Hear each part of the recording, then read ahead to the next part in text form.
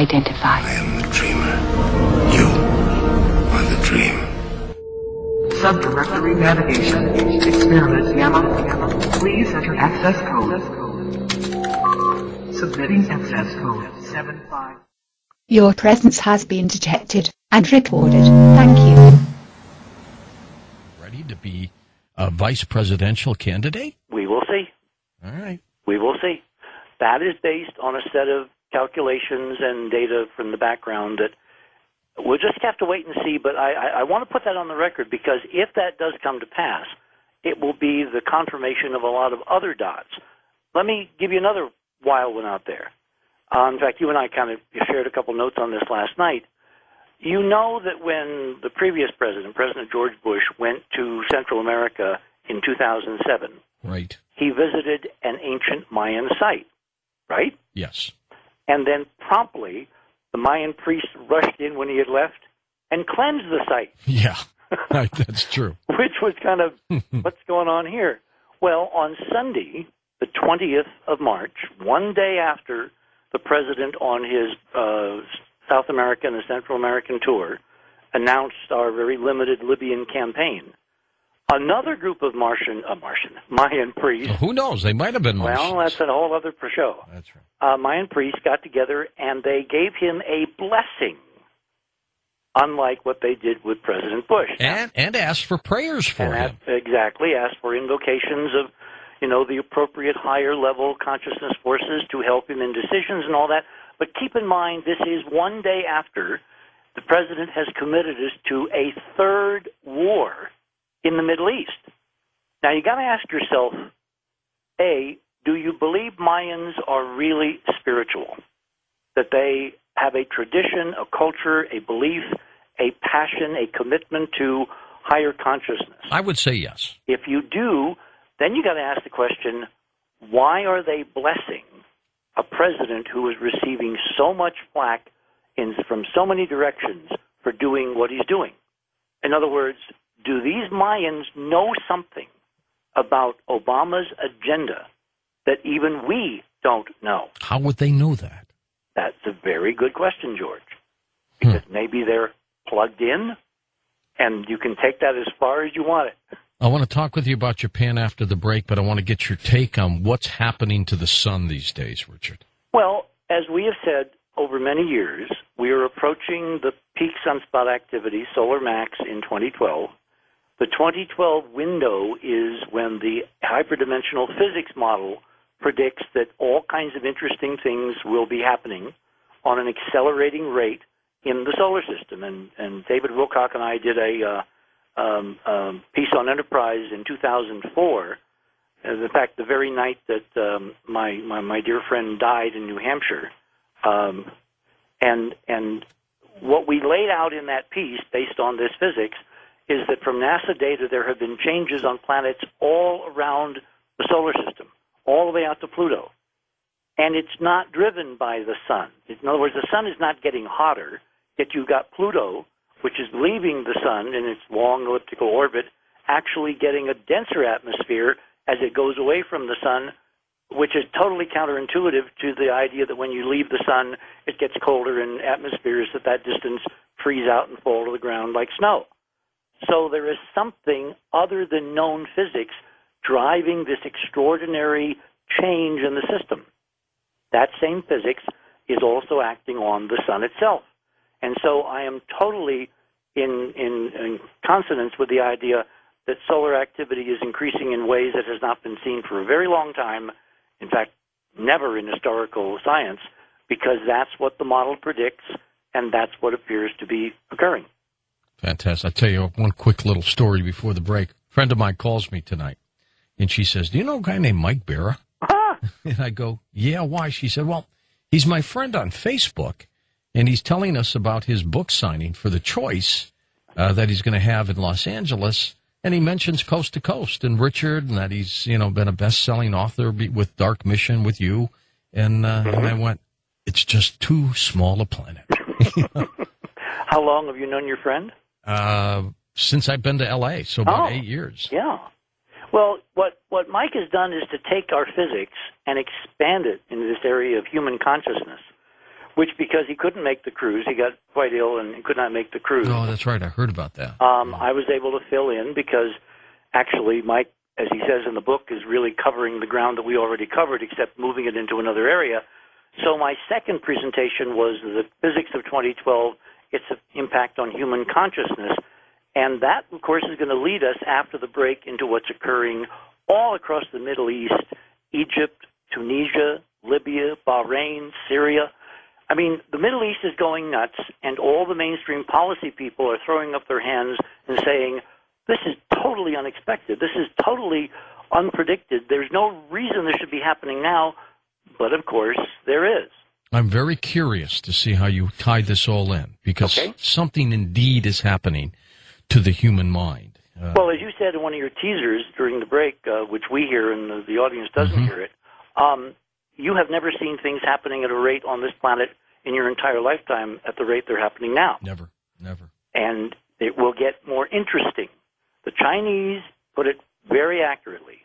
May you live in interesting times, and we are. We're going to be back in a moment with Richard C. Hoagland, his website, enterprisemission.com. He also is a member of Facebook, which you can find by going to his website and following him there as well. I'll be back in a moment on Coast to Coast AM, as we call this, Conversations with Richard C. We'll take a few calls and talk more about how all of this relates. We'll be back.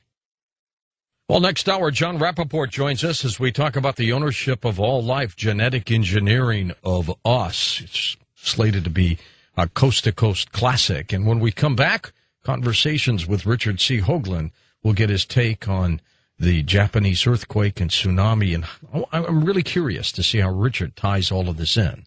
We'll be back in a moment on Coast to Coast AM.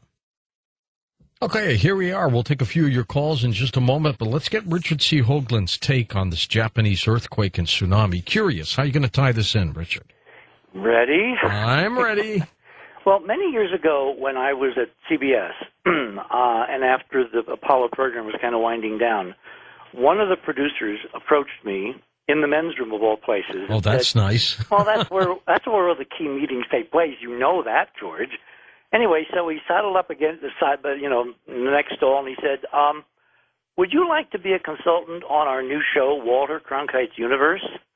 And I said, "Yes." And things kind of matriculated for a while, and then I saw the plans for the show, and I called John. His name is John Ward, and I said, "This is not going to work. You're doing a 60 minutes of science where you have separate stories with separate correspondence, kind of imitating 60 Minutes." I said, what you need is a unified approach where each of the stories connects with the other one, so when people see the end of the show, they have a unified feeling that they really understand how the universe is trying to work. Right. Good idea. And they would not do it. They wanted the separate approach. Well, I'm a generalist.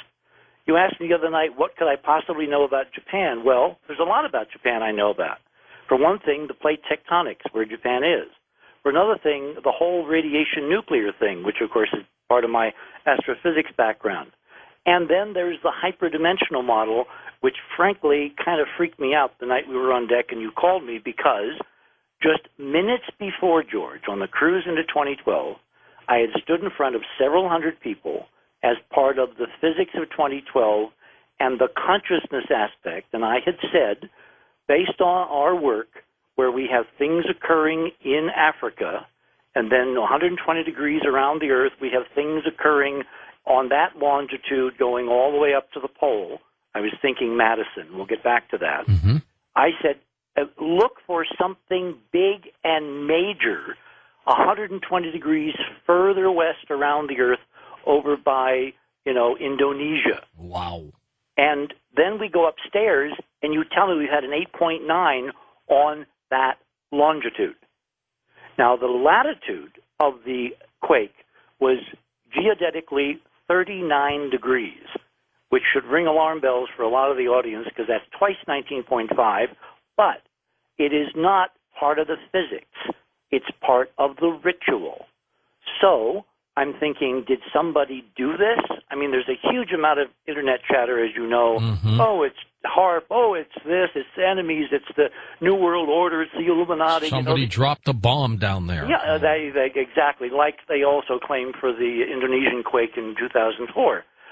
If this was done, it was done with torsion. I have been waiting very meticulously to find the evidence to support this awful idea that somebody actually did this.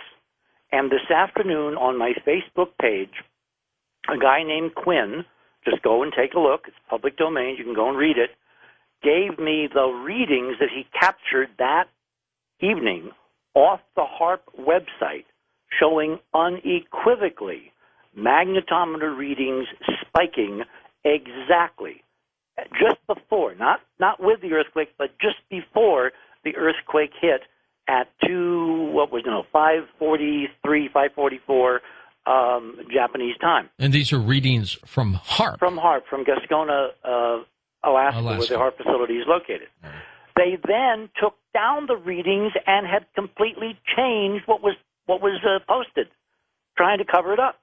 Fortunately, our guys, and we have a huge intelligence service now, 20,000 fans and friends on Facebook, they grabbed the screenshots, Quinn did, and put them up this afternoon, and I will be using them in my Amsterdam presentation as part of a larger discussion. What the heck is really going on? So you're saying, and we're not saying we're tying them in yet, but you're saying that moments before the earthquake, HAARP was beaming like crazy. Something was going on, and it spiked the magnetometer readings on all three azimuths, east, west, north, south, and vertical.